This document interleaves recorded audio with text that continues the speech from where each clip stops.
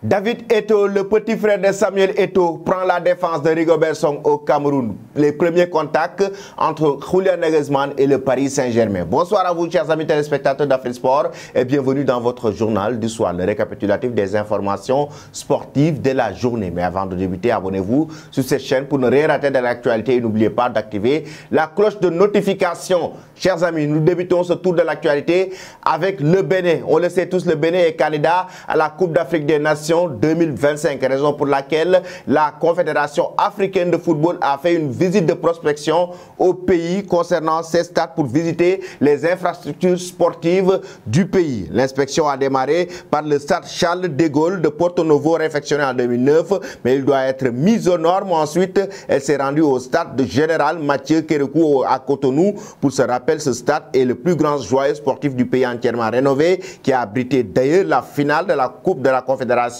en juillet 2021, ce qui veut dire que la CAF a visité deux stades au niveau du Bénin concernant la prochaine Coupe d'Afrique des Nations 2025. Innocent Atendéou, membre du comité exécutif de la Fédération béninoise, a résumé les moments de la visite de la CAF. Au niveau du stade Général Mathieu Kérékou, aucun problème, tout est nickel. Le stade Charles de Gaulle de Porto Novo, là, ils ont fait beaucoup de remarques, beaucoup de reproches. Nous savons tous l'état dans lequel se trouve ce stade. Nous leur avons expliqué le projet du gouvernement. On leur a confirmé que c'est déjà programmé. Chers amis, pensez-vous que le Bénin peut organiser la Coupe d'Afrique des Nations 2025 qui a été retirée à la République de Guinée? Donnez vos avis en commentaire. Après cela, nous allons directement du côté de l'Italie pour évoquer le cas Romelu Lukaku. Il a été victime de cris racistes lors de la rencontre entre l'Inter de Milan et la Juventus de Turin.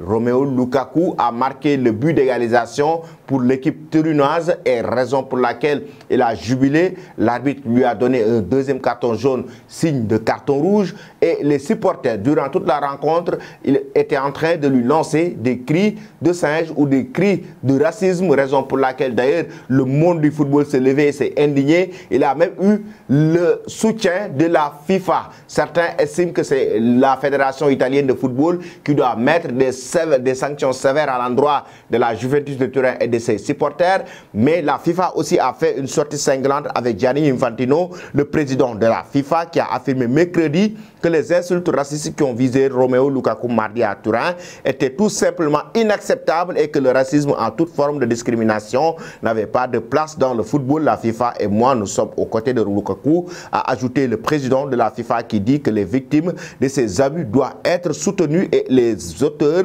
du mot punis. Pour toutes les autorités, nous devons veiller à ce que des sanctions sportives strictes soient appliquées pour faire face à de tels incidents et avoir en effet dissuasif une fois pour toutes. Et selon vous, chers amis, est-ce que c'est pas à la FIFA de prendre ses responsabilités, de donner une sanction sévère à la Juventus de Turin et à ses supporters? Donnez vos avis là-dessus concernant l'affaire Romelu Lukaku. Nous restons toujours en Europe pour parler de la présidence de l'UEFA.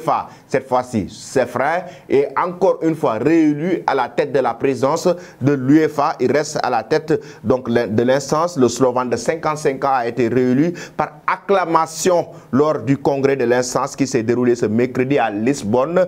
Il remplit pour un troisième mandat d'une durée de 4 ans. C'est lui qui, en 2016, avait pris la succession de Michel Platini, suspendu par la commission d'éthique de la FIFA pour conflit d'intérêts et gestion déloyale. Que pensez-vous, chers amis, de l'UEFA? Que pensez-vous surtout par rapport à sa gestion concernant les différentes compétitions qu'elle est en train d'organiser? Donnez vos avis en commentaire. Nous allons directement maintenant du côté du Cameroun avec le petit frère de Samuel Eto'o. Il s'agit de David Eto'o. Il donne carrément son avis concernant les critiques à l'endroit de Rigobert Song. Le Cameroun qui a été battu lors de la 4e journée des éliminatoires de la CAN 2023 par la Namibie sur un score de 2-1. Après ce match, plusieurs supporters réclament la démission de Rigobert Song ou le limogeage de Rigobert Song.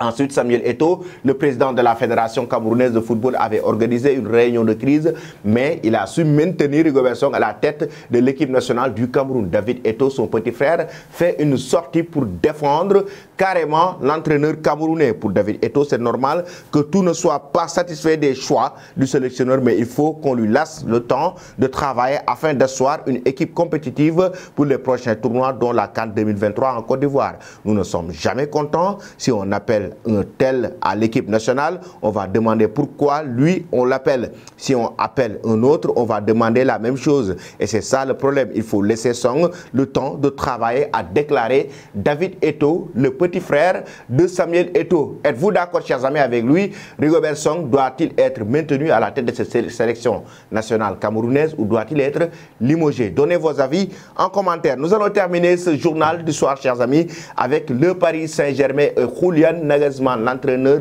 qui a été limogé du côté du club bavarois, le Bayern Munich.